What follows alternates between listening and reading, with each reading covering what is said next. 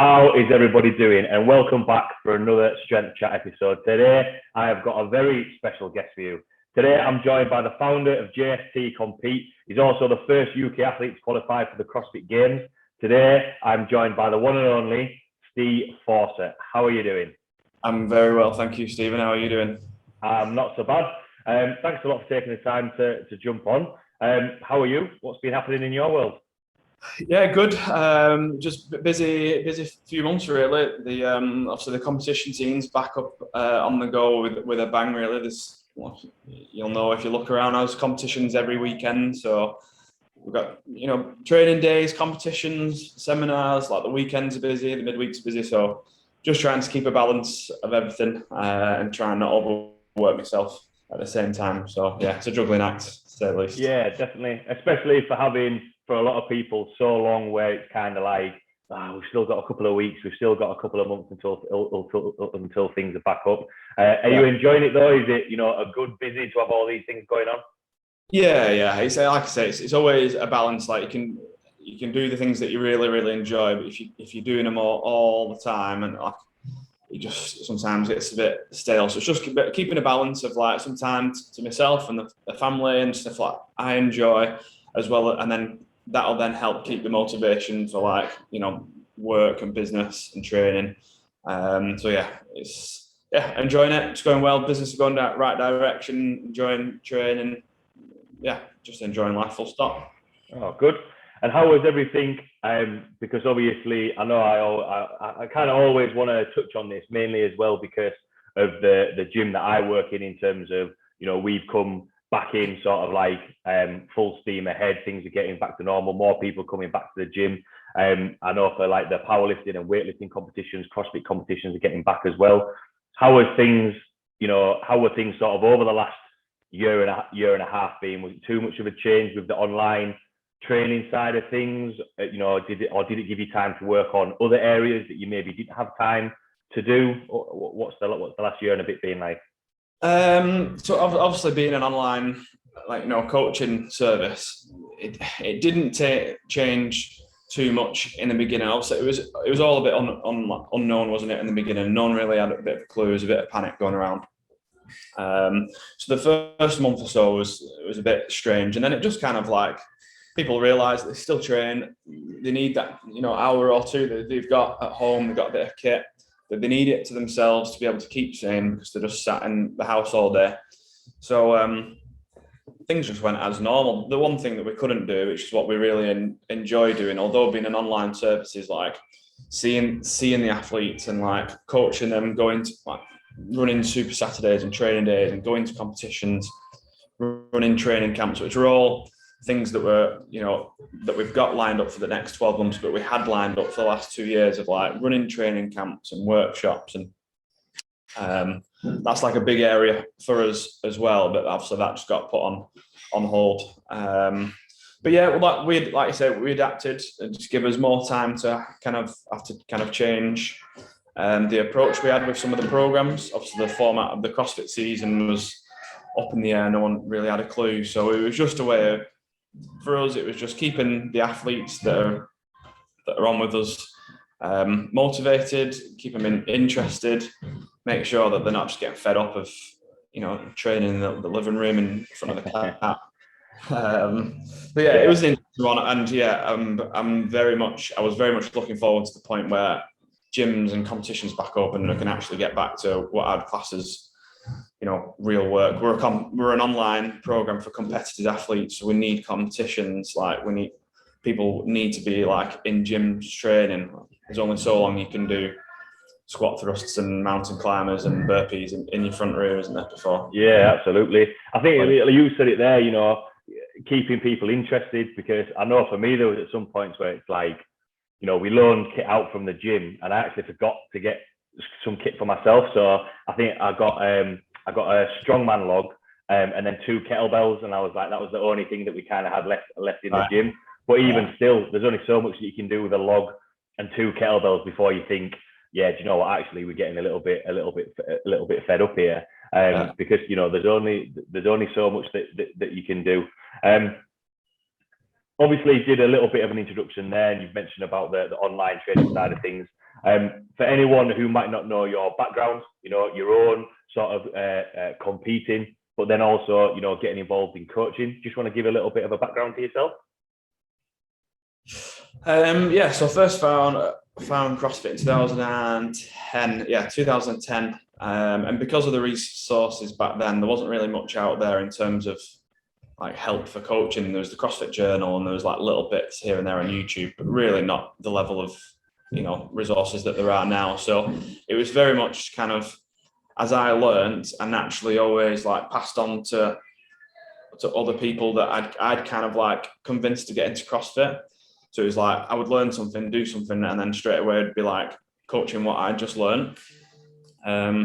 So my entry into CrossFit was very much kind of like athlete and coach very much at the same time, which is great because then I always had that mindset of as I was learning things as an athlete, I was always like thinking, how could I apply this to other people, blah, blah, blah. And it really made me like remember everything that I did learn. But yeah, then through the years, there was a much bigger emphasis on competing as myself, especially for the first 5 years. And over the years of progressing kind of up the rankings, making regionals, we made regionals 2011, 12, 13, 14, 15. And then it was 2015 that I got my first qualification as an individual for the CrossFit Games. So that was like a big 5 years, and I learned a lot in that 5 years. It was kind of, I've said it a few times just recently, like very much like the trial and error generation of CrossFit, where because there wasn't that much there, like you do things wrong, you learn from it. But I think that's just made, there's a lot of like girls and guys that are my age now that have been through a similar process that are just like great coaches because of that.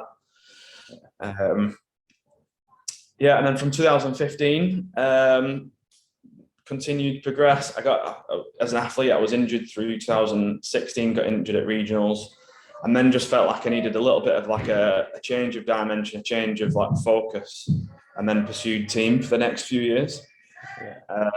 Qualified for, sorry, can you hear that background music there? A little bit. Jim has just absolutely pumped up the music big time.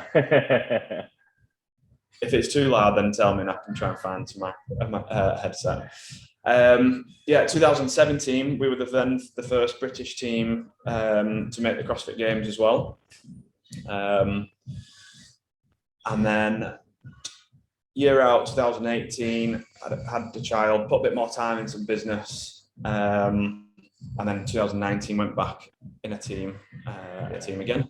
And from that point, really, it's kind of been stalemate because not really too much has happened. Done the competitions here and there, but to be honest, it's just been the emphasis from that point has really gone into more running the business and coaching.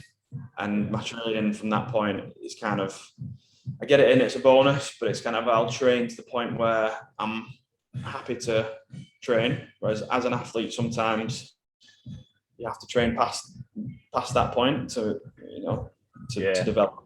I think it's always that thing of, especially when it comes to competition and thinking about that next level, there's always sort of maybe I don't know whether sacrifice is the right word in terms of time and other things that you've got to put into it. And one of the biggest things that you said there, which I think is interesting, especially as a coach myself, is you learn something, and then the best way for I know how I do it myself, to understand it yourself, but then to also explain it better to clients is to do it yourself, learn it, and then teach it straight away. Obviously, you touched on when we were chatting at the beginning there. The biggest part of your coaching is you want to train athletes, you want to train people who are going to competitions. From your own experience of going through regionals, going to the games, also doing the team as well as the individual with JST Compete, getting people, especially now getting back to getting competitions in 2019, putting more emphasis on the coaching side of things. What sort of the foundation or system that your programs are based on from your experiences as well? Because we had a little bit of a chat beforehand of you're getting quite a lot of people going to competitions, and they're doing well. So what's kind of the basis of your programming to get them to the competitions and make sure that they're ready? Yeah, it's good. It's a good question. It's what we actually put what we have conversations about a lot, and we're frequently trying to sharpen up our system. And basically, so for the group program, so this is where kind of the majority of people that are under JST Compete lie. So this isn't like the guys that are on an individual program.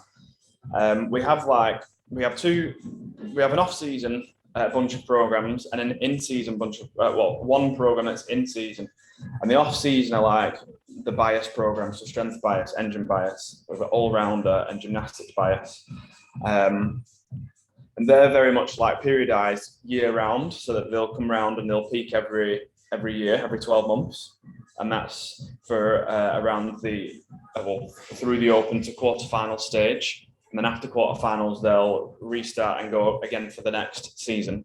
And they're kind of like formatted and periodized so that, the CrossFit elements, everything's kind of stripped down. Like you work through weaknesses, you break things up, like build like solid foundations and like correct any issues. And ideally spend a little bit of time away from getting to competition so that you can actually make worthwhile changes in those when you're on those off-season program. Now, at some point, some people might want to compete before or at a different time to the open and quarterfinals. Like I said, there's competition most weekends at a decent level at that you can go to. So the guys that are on the program, usually they'll join and they'll pick one of these off-season programs. But then we'll give them access to transfer onto the competition-ready program, which is the in-season program, when it comes to 2 to 3 months before the competition, so that they can start going through that. The competition ready program is competition phase training. So basically like what you'd expect to come up against in a CrossFit competition, like more like working towards the demands of the sport rather than like working on the weaknesses as an athlete. And just get them sharp and ready and ready for CrossFit basically. So there's the flexibility there to be able to use our own off-season and in-season system to be able to structure your own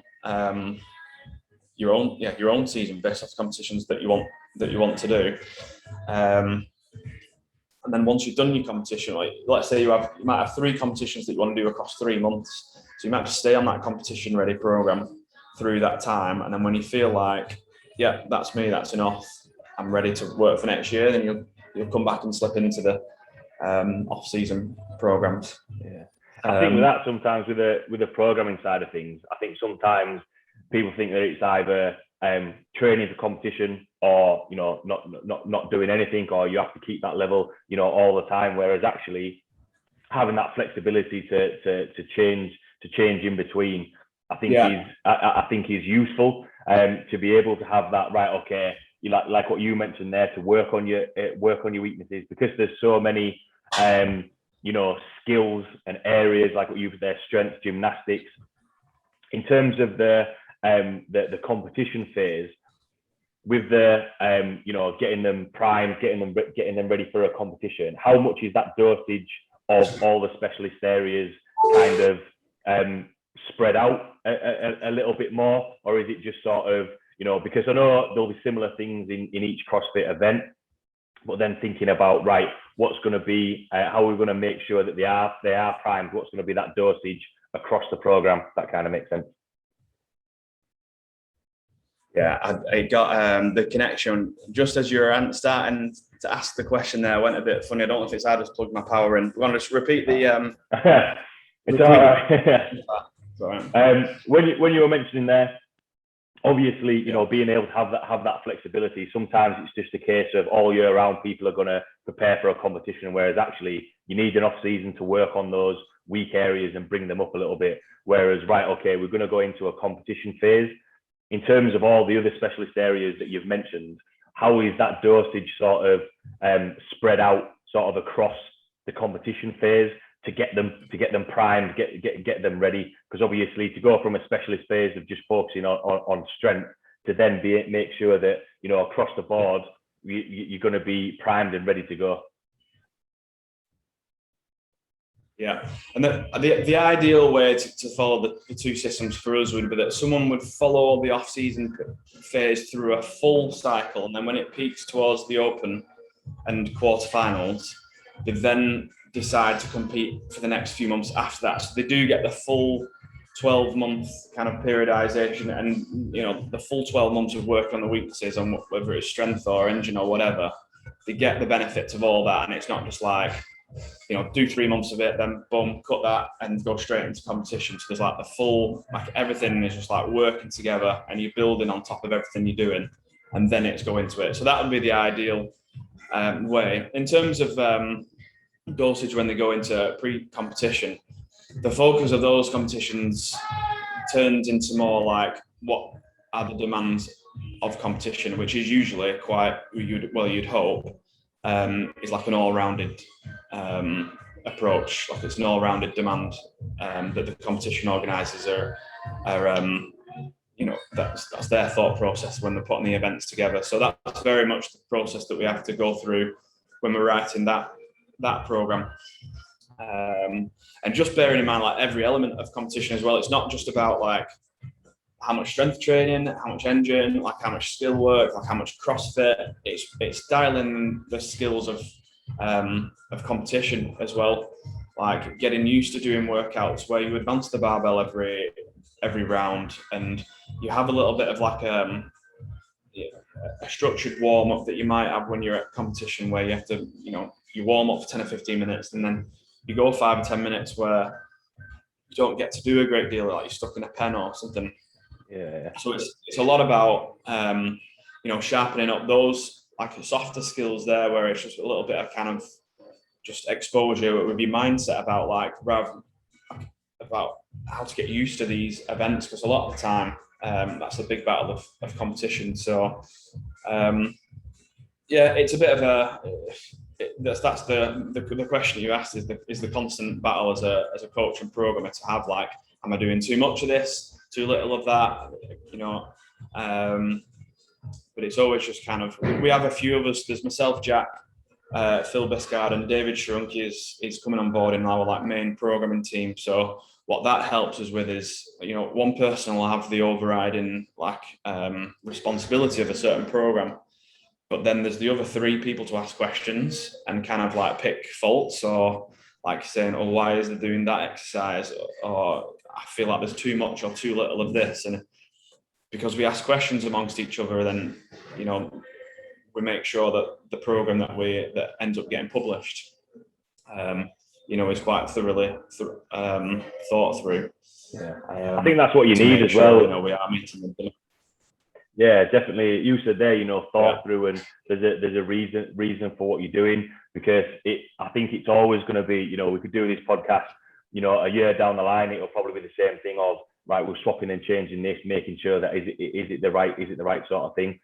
One of the main things that you said there that I kind of want to touch on is the softer skills when it comes to competition, because there is very much sort of you can train in the gym, you can still do the same movements, but then trying to replicate that on competition day is going to be slightly different, because the programs might take you up to competition, but then maybe not include the competition day. It's kind of like, right, you've done all your prep. All right, well, what do I do come competition day? Do you think that's why, your programs and the amount of athletes that you get into these competitions and doing well at these competitions, is that the sort of the difference, the point of difference, where you take into account, actually, right, what are we going to do on competition day? How are we going to make sure that, you're making sure that we've got a proper warm up, and potentially, managing the athlete outside of training as well, being like, right, okay, are we making sure that we're getting recovery and when we can, and all those sort of things? Yeah, definitely. And there's so many areas to cover when you're at competition, but one thing that we do try and instill when the following, any of our programs through the year is helping athletes build an understanding of themselves, because in CrossFit, you are on the arena floor on your own. You've got you and your judge. Your judge can't help you. Your judge is there to count reps. No one can make decisions for you on the competition floor, and sometimes even coaches are restricted to warm-up areas, like they might not be able to sit in a warm-up area. So And we can't go out there and coach every single one of our athletes that are on the program. There's 400 people to look after. So a lot of it is kind of developing these skills and building understanding of what to do when they're training in the gym, and when we can spend that time that they're on the program, like giving them the advice, passing on some experience that we've had as athletes, so that when they get to the competition, they're a bit more in control of what they know they need to do, because they know themselves better. They know how long they usually take to warm up. They know the best progressions of how to warm up a certain exercise. They know what to do as a cool down. And it's stuff that the athlete knows that. They don't need a coach to the side of them to hold the hand and do it. And I think giving them that kind of empowerment and ownership and responsibility, it gives more buy-in for the athlete, and then they're more likely to, be bought into the process and be able to apply themselves more as well. So no matter the level of athlete, whether we're on one of our group programs or individual, we're constantly trying to instill that in them. And then us as coaches, we don't have to do the whole hand holding so much. We can actually be there and coach and have more when we do communicate them, be really effective and helpful with the knowledge that we're giving them, rather than trying to waste our time telling them oh, you need to do this 10-minute warm up, and then we do these snatch pulls. That's the basic stuff that they should know. So then we really go into detail at competition with strategy, tactics, mindset, and rather than having to then throw strategy, mindset and tactics at them, be then trying to tell them all the basics, and it just be all overwhelming. Competition's overwhelming as it is. So it's kind of a year-round process to kind of build an athlete to that competition mindset and make sure that they're training those skills. It's like I say, soft skills year round, so that when you get to competition, David Strunk is a great example. I don't know if anyone's ever kind of watched him compete or seen him train, watched him in a warm-up area. Just I'd always recommend to anyone, if you get the opportunity to, and he's at a competition, just watch him for a day, without it being creepy. Because he's just that's him, is that switched on, and that's why that's why he did so well in that game season when he qualified, because everything was just fully dialed in year round. You can tell he was just sharp. His brain, his mind was sharp as well as his body to make the right decisions at the right time, and that's a big part of it. Is kind of his decision making. I'm sure I saw a fact the other day that someone you make 35,000 decisions a day, and obviously there's a lot of decisions you've got to make, and when it's competition, you've probably got a lot more to make.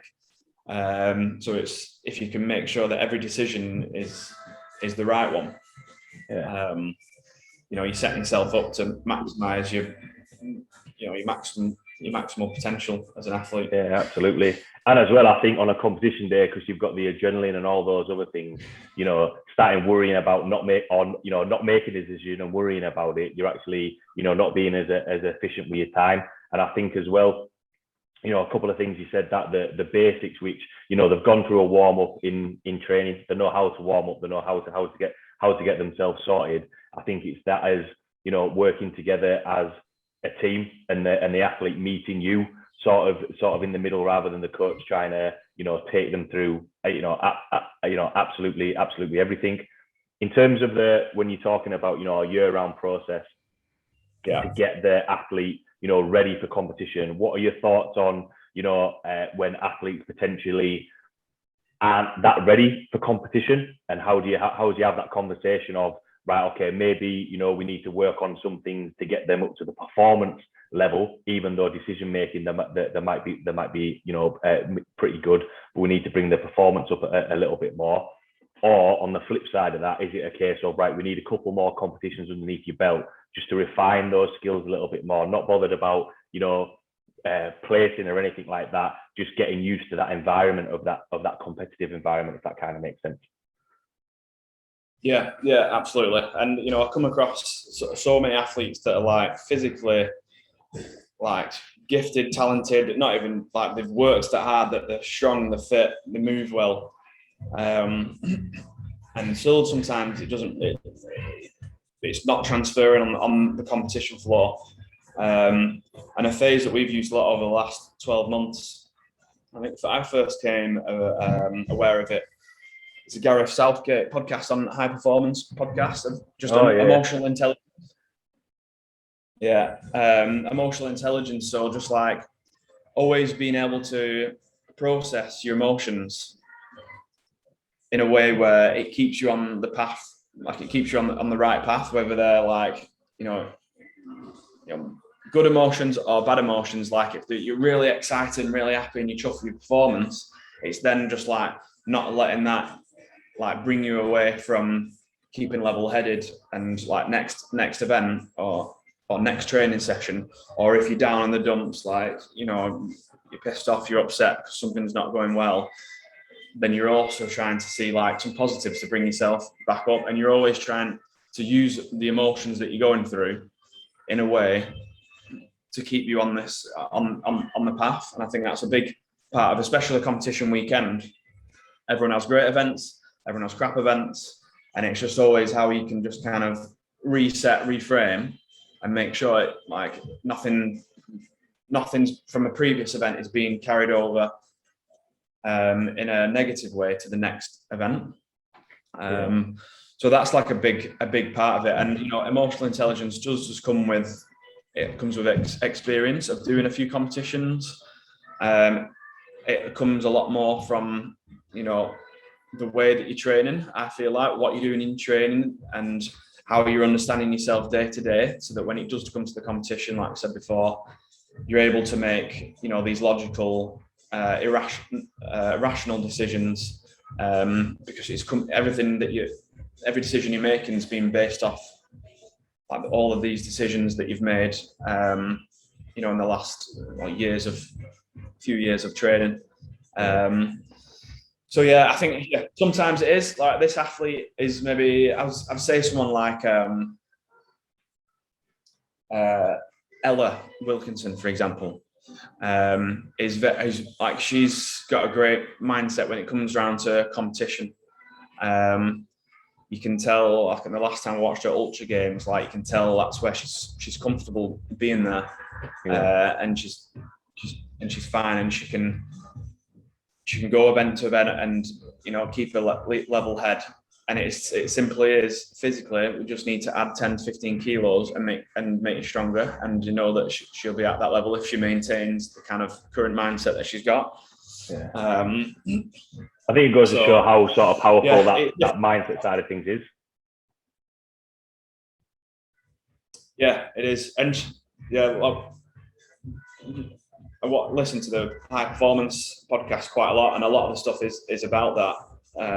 When they talk about high performance, rarely are they talking about like, the type of training that you need to do, whether it's just the direction that the hosts go with the podcast or not. But the coaches and the athletes, they're always talking about like how they deal with loss, how they deal with like success, and how they keep the high performance kind of like event after event, year after year. I think that's interesting. So I think it's a big part of it. Yeah, I think when you talk about high performance, everyone thinks about, it's a little bit similar when you talk about strength and conditioning, that it's the program that's gonna set things apart, whereas actually it's that case of it's everything outside of the gym as well that's gonna be important. Yes, the program plays a part, but it's recovery, it's mindset, it's all those other things that are going to be important. Do you think, especially with the different events that would come up in a CrossFit competitions, do you think that's where sometimes people go wrong? Is that the influence, one bad event, and influence on the rest of the rest of the competition?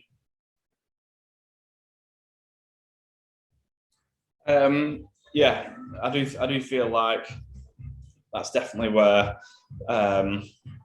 a lot of athletes fall short, whether it's because of a bad event or what a judge has said, what a judge has done, like maybe something that's happened in the competition, maybe something another competitor has said. Like just being able to always just block out any irrelevant, like identify irrelevant information and block it out straight away, so it doesn't even like come close, is a skill. And I think because CrossFit it's so accessible to get into, like you can literally get into it from no previous sporting background and get to a decent level, a decent level competition. And I usually find it is these athletes that haven't been in a team or a sporting environment from 7 or 8 years old until they were 25. Like they've not, if these athletes are getting into CrossFit when they're 20 and it's the first bit of competitive exercise they've ever done, I don't think I feel it's a little bit harder to be able to process like information like that when you've learned it from like an 8 years old. It just becomes a normal, what's right and wrong to say and think.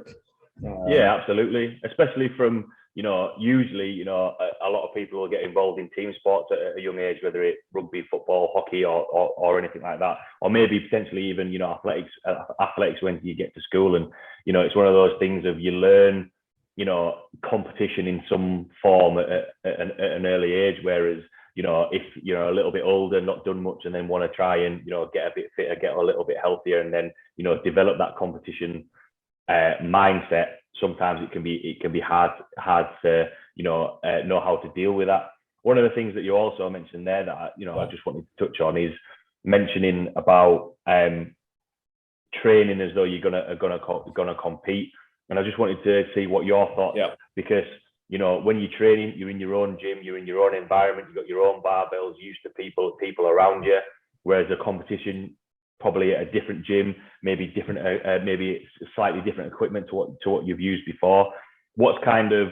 How do you manage the athletes in that respect? Because there's going to be that element of you're in a comfortable environment, you can have a laugh and a joke with your friends, but then equally there needs to be that element of, look, in 12 weeks time, 8 weeks time, or however long, there's going to be a competition at the end of it, and that needs to be a thought process still at the back of your mind. How do you sort of put that across in terms of your coaching? It's a balance, isn't it? Because when you're at competition, you're trying to get the athlete to think about, how they think when they're in the gym, like day to day, like perform and execute this how you would do if it was just the rig and a barbell and you're in the gym environment. And then in training, you're trying to make them think, execute this and imagine you're at competition. So it's very much just trying to keep the same mindset and carry on the same mindset when you're in training as to when you're in competition, rather than, this is my training environment, that's the competition. The two common areas that training and competition is that, it might be a slightly different barbell. Let's be honest, every barbell is pretty much exactly the same unless it's about 30 years old.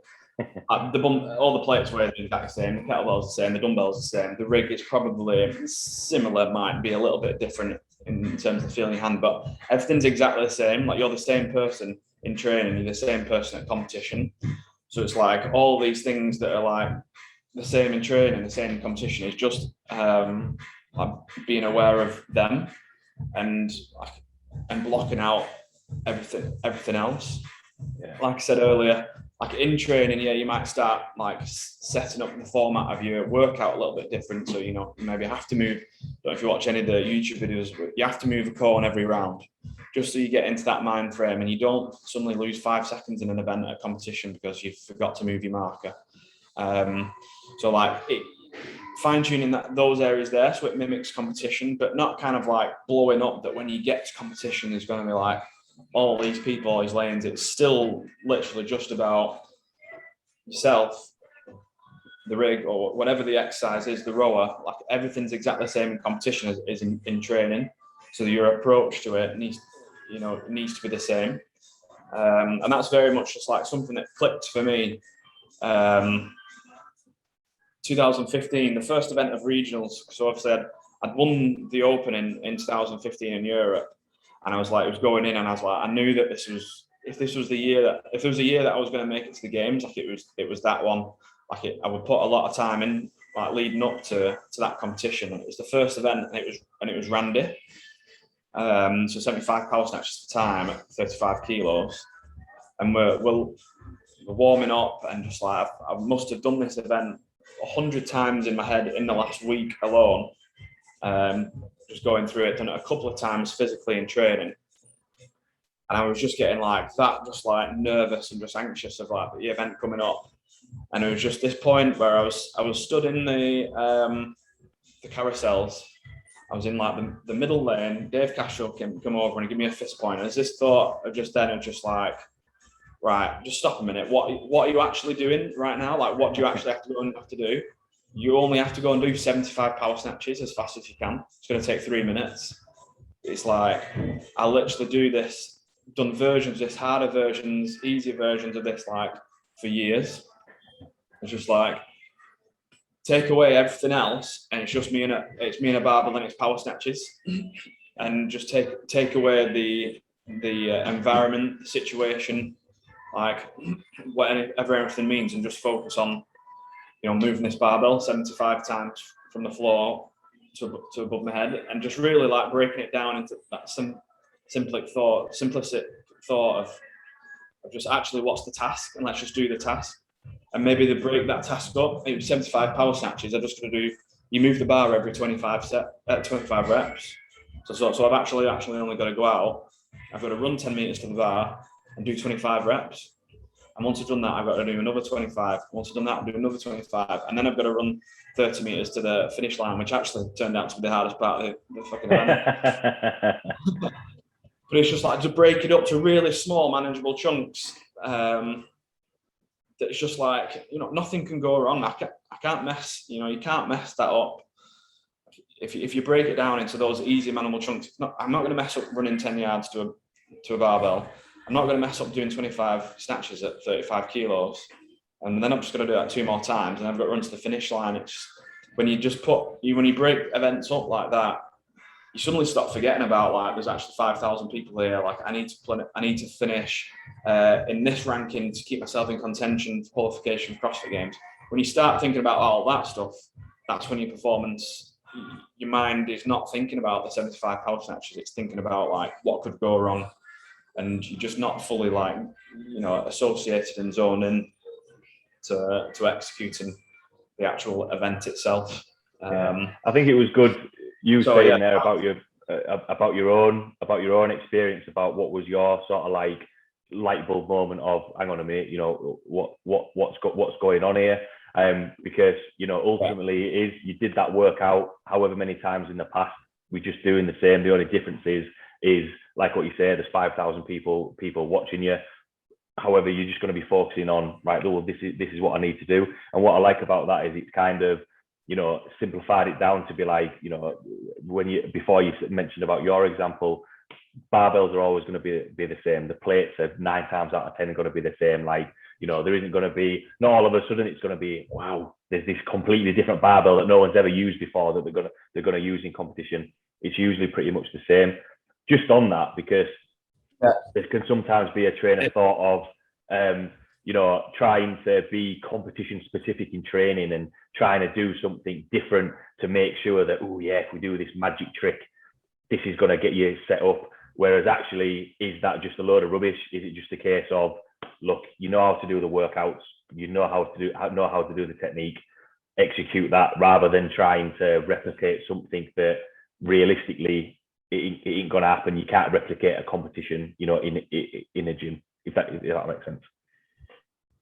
Yeah, like, you know, and leading up to a competition, you do want to start like homing in like a bit more competition pressure. So you gradually expose them to that, and it just helps get that extra like competition intensity leading up to competition. But yeah, if you're having the mindset of like breaking down and focusing on your effort and your execution, and that's your mindset for every single workout that you've done for the last few years, you're more likely to carry that mindset over and when it is on the competition floor. Whereas if your mindset is thinking about blowing this like the competition up to be like, you know, this amazing, this big thing, and there's going to be like loads of people there, loads of noise, and it's going to be like totally different to training, then it will feel totally different to training. It's about the best athletes will be able to perform exactly how they can in training when they're on the competition floor. And I feel like that was something I was always quite good at as an athlete, was when I needed to, I could dial in that competition intensity on any given day that it was needed. I wouldn't do it every training day, but if I needed to, then I would spend that bit more time and be able to execute something as well as I could in my gym and at the same level competition. And some people are the other way around, where they struggle in training to execute something as well as they can when they're in competition. So for some people, it's the other way around. Like, they've got to try and take what they do in competition and how they prepare there and the mindset they have and how they approach it, and replicate that in training, so that when they do, they're replicating that more in training, getting more out of the training sessions to push them to the level to be able to compete to a higher standard when they get to competition. So see some people, it's the other way around. You probably know someone, you could probably think of someone that always performs better at competition than they do in training. Yeah, me. And there's always someone who always competes better in training than competition, and it's it's the same approach, just reversed. I think with that as well, that doesn't mean to say that one way is better or worse than the other, because they're still performing on the competition day. And I know, obviously, starting out with this chat about the programming side of things, and actually as we've gravitated more towards it in terms of because ultimately the success and failure of how training has been going is what happens on competition day. How did it go, and then your training is right. What do we need to work on? And part of that is sometimes developing the mindset, which we've touched on throughout this chat. The kind of rounding up what we've chatted about there, speaking about getting things in place, making sure that how we're training, that's going to replicate how we're gonna perform. What are sort of your go-to habits or processes to make sure that the athletes that you work with and yourself are always developing success and building on competition, making sure that what we're doing in training is making sure that we're setting ourselves up for success? What are your go-to habits or processes that you like to use in your own training, but also with the athletes that you work with? Yeah, and again, an area that I felt was probably my strength as an athlete was this. It was always like relaying to myself, and I did this in my own head as an athlete, and I probably should have wrote more of it down to have a better effect. But it was always making sure that something was learned from every training session, in terms of you always gain an understanding of what you are. How many reps can you do under this amount of fatigue? How many reps can you do under more or less fatigue, when it's coupled with this exercise or that exercise, or so many layers performance, after 3 days of training on this exercise, when I've done what's my performance in snatch when I've done deadlifts the day before. Always just being aware of little things that about your body that you need to keep on top of. An example for me was that is when I did deadlift heavy, I would always have a knock-on. It would always have a knock-on effect to me in certain exercises for the next few days. So right, well, what do I need to do when I've done that heavy deadlift session to make sure that knock-on, it doesn't have as much of a knock-on effect, so my training performances always stay high, and I can carry that through into competition if there is heavy deadlifts in an event. So it's always just in terms of the athletes, it's always making sure that they're not just opening the phone, looking at the program, doing the program, and just closing it off, and just physically doing the program. They're always thinking about how they're going to do things before, making a little bit of a plan. We have a mindset journal on JST Compete, which all the athletes have access to, and it's basically just encouraging them to do that before the session, before the day. What do they want to get out of it? What's the goal? What's the plan of action? And then doing it, trying to achieve what you've set out. If you did achieve it, great. How can you develop it? If you didn't achieve it, okay, how can you switch up? How can you adjust it so that you do achieve it next time? So it's always just keeping that constant thought process of just getting the athletes to be a bit more responsible with what they're doing in training. It's they come to us for a program, we're going to give you the program, but we're not just about like a program, open up your app and see it. Like it's the way that the training sessions are written and the notes put in there, like I said, the mindset journal and the advice that we give on the communication side of things. It's always trying to keep the athletes, in that whole thought process of, always just learning more about themselves to get the most out of them. And that transfer into better training sessions, and better training sessions over time transfers into better results at competition. You kind of maybe preempted the last question that I usually ask, which is take home points and words of wisdom. I thought that was I'll still ask it because you might have some other pearls that you might throw out there as well, but I thought that was a good way to sort of sum up everything that we've talking about there, because like I say, we started off talking about the program, whereas actually, when it comes to coaching, the program is only one element of it. It's a little bit like when we were talking about, you can take people through, a warm up, but people will know how to go through a warm up, whereas it's meeting in the middle to be like, there's all these other, variables that are so important that can, be that separation between, you've done a program and, you've maybe done everything that's ticked off on there, but are you actually closer to where you want to be? Because even though you have that program and then come to competition day, if you don't have, like what you mentioned at the start, those, softer skills in terms of how to block out, unnecessary things that aren't going to keep you focused for training, I think is important, and I think is sometimes an undervalued tool of, it's not the program that necessarily develop success, like what you mentioned about the high performance podcast. It's those things of being able to deal with failure, block things out, and just remember that you've done all these things in training before. It's not anything new, not anything crazy. So the final question, building on what you said there, take home points or words of wisdom for everyone listening. For who's it directed at? Just a competitive athlete, or what we athletes, coaches.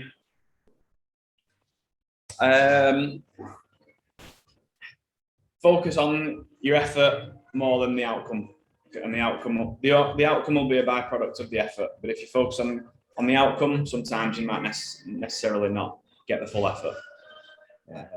Effort over outcome. Yeah, I think that'll be the slogan. That'll be the slogan for the episode. Yeah. Thanks a lot for taking the time to jump on. I thought, and that's why, we said at the start, that's why I keep the name of the podcast Strength Chat, because there was a couple of avenues that we went down there, a couple of tangents on which actually I think, sometimes the questions that I ask might be, what some of the listeners are thinking as well, and realizing that, there's loads of information, like what you said at the start. When you first got in CrossFit, there wasn't that much information out there. Whereas now there's lots of information on the programming and the training side of things.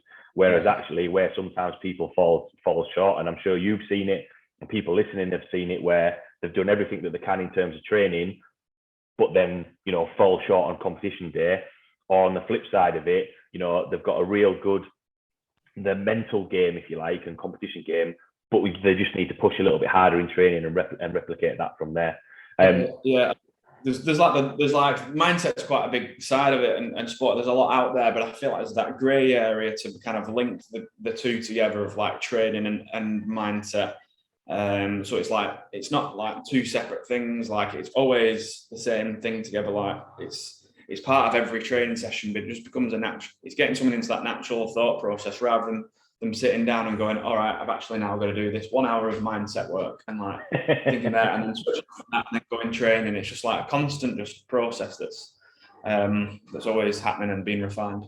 Yeah, I think that's a skill in itself as well. You talk about training as a skill and getting technique down, but blending them together, I think is that. I think when I sent over the question, that the secret sauce of success, if you like, being able to blend that together a little bit more. For everyone listening who might have any questions about what we've chatted about today, see the content that you put out there, or even get involved in some in coaching with you, where can people find you or reach out to you?